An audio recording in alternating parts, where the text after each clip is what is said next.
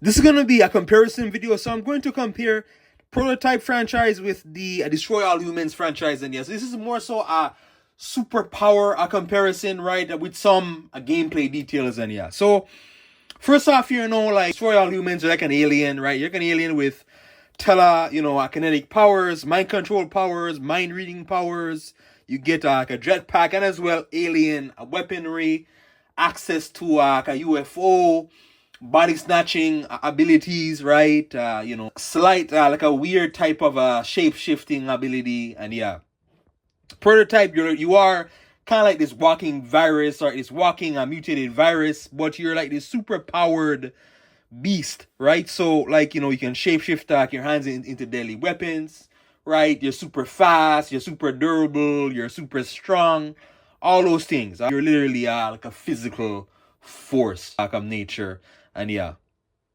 Now in terms of overall a comparison like of the games, right? And the superpowers. This Destroy All Humans, it is more so you rely on mental abilities and as well telekinetic abilities, and yeah. Prototype, you are more relying on stuff like super strength, super speed, right, and durability, and yeah.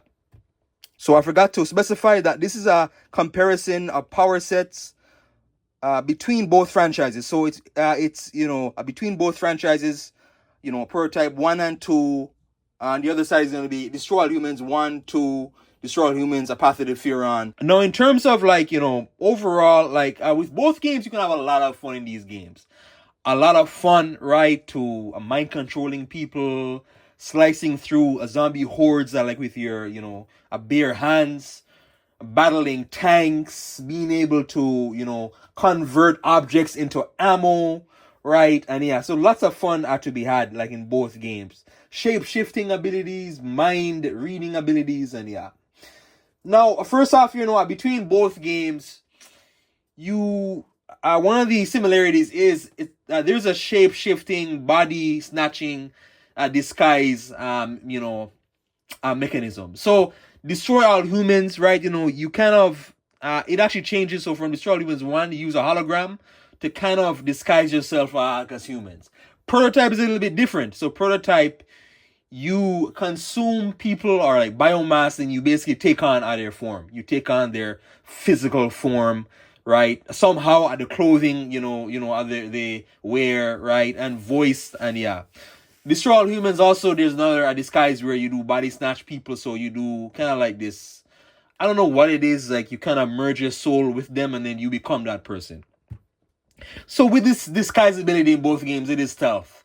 So in certain aspects in Destroy All Humans and Prototype, you cannot be seen, right? So play stealthy. You have to play stealthy, in certain aspects of certain missions.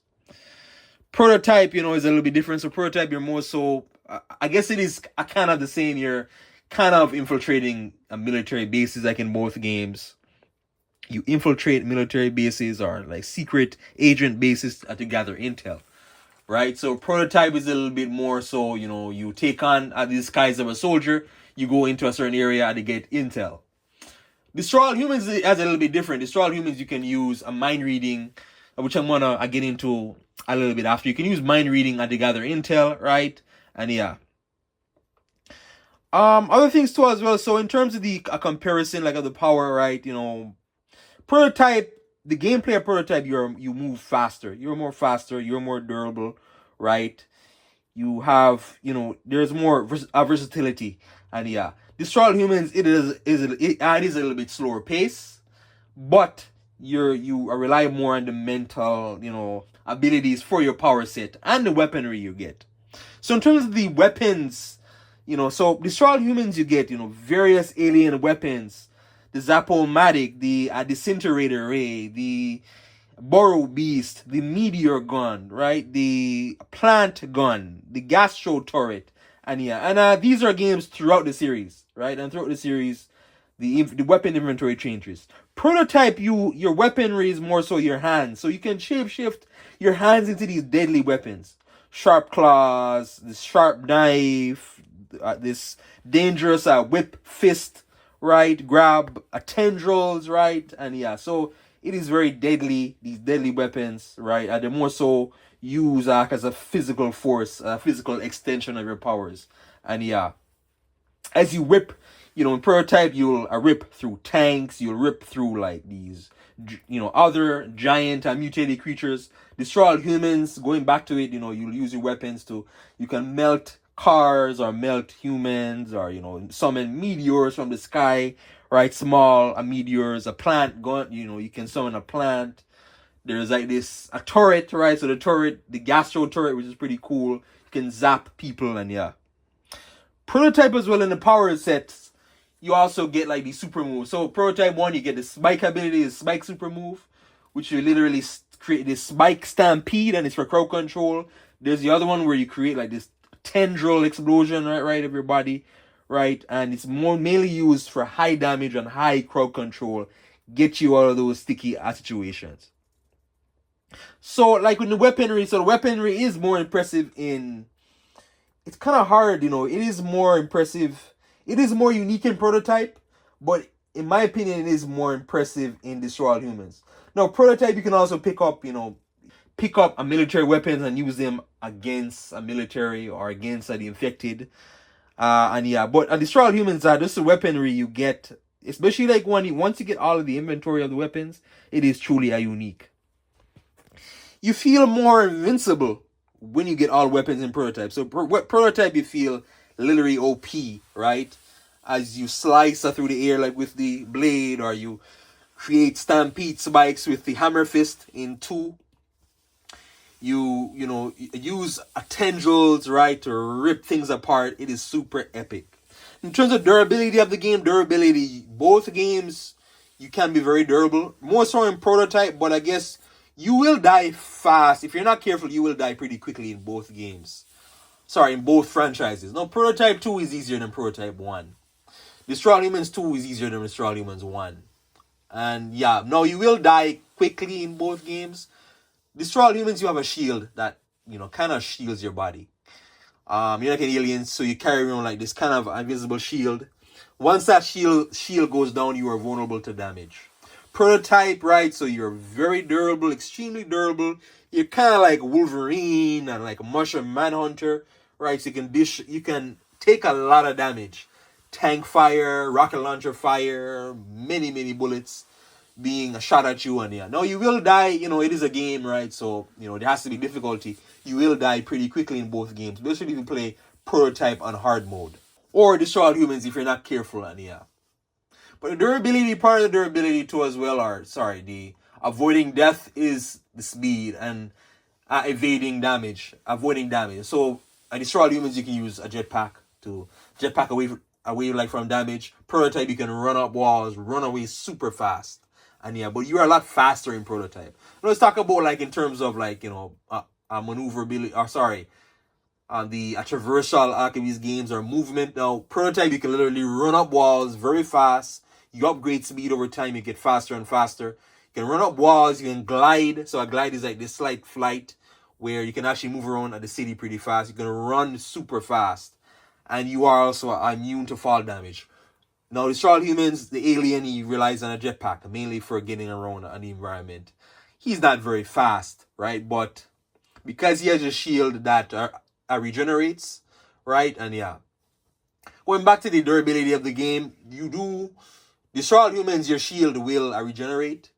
Prototype, you will regenerate as well. No, Prototype there is a little thing where you have to consume. So, your body has to take in biomass. The virus needs biomass to get stronger. And yeah, now you consume infected. And the virus consumes people. And you basically get back health, right? So it basically replenishes your health through that. And yeah, there's upgrades where, you will actually regenerate on your own. And yeah. In terms of like, so going into like the mind stuff of the game, both games will have mind-based abilities. More so in Destroy All Humans, which heavily relies on that, like for powers. Now, with the mind stuff in Destroy All Humans, you can scan to gather info. So let's say if you need to find a certain important, place or person, you can mind scan people. And, the tropes the 1950s trope, 60s tropes. It takes place during that time period, and you will hear a lot of funny dialogue. Now, the mind reading ability is more so at the gather intel. Prototype is a little different in that you will consume important targets, and so there is this thing called the web of intrigue. So the web of intrigue is like you consume targets and then you gain their memories and what they know, and yeah, even certain parts their expertise, and yeah. Now the mind ability is a lot more simpler in Destroy All Humans. You can mind read people. Mind reading actually makes it so you can hold a disguise longer in the first game and the remake. Prototype, this mind thing is only for certain targets. In Destroy All Humans 1 and 2 and 3, you get telekinesis, so you can lift things and objects with your mind. It is super epic and, cool. Now, the telekinesis ability from the original game to the remake changed, so it is more overpowered like in the remake, so you can literally fling things far away, and yeah, now like in the original games it is more underpowered, right? But yeah, so you upgrade telekinesis to lift up heavier objects, right? So from people to barrels to small cars to APCs to tanks, etc.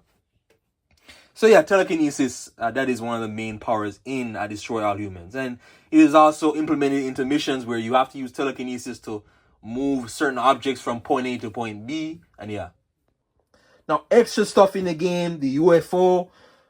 So the UFO in Destroy All Humans is Saucer, which is like this super powerful kind of spaceship, right? Which is literally a super epic. Now, you get a heat ray, a sonic boom, anti-gravity, weapon, right? You get like this kind of like this mini nuke quantum deconstructor. You get this massive blaster, right? A tornado gun, right? And yeah, the Saucer can, go stealth, so invisible. It can abduct people, right? For gene upgrades, and yeah. This now prototype, you can use, so you can use APCs and tanks, right? It's more so like if if you use any tank in a game, and as well attack helicopters, right? So you can use attack helicopters, and yeah. It is more like this part of the game, is more cool in Destroy All Humans, the using of vehicles, right? Well, not so much vehicles like of your Saucer. The Saucer really, overshadows like, the use of the Apache helicopter or the tank, and yeah. And that's it. And another thing too, prototype, you feel more OP, so you won't really need the to be like in a tank, and yeah.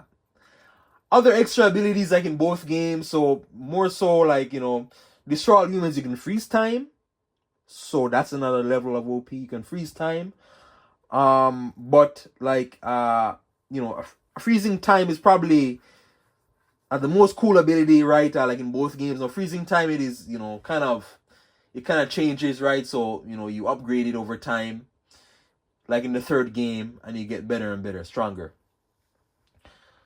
Prototype as well, you will through mutations and upgrades, you will become more and more invincible. So there's something called bulletproof, where you get immune to bullet fire, right? There are other things too, where you upgrade things like your appetite, so you gain more biomass from consuming certain subjects, and yeah.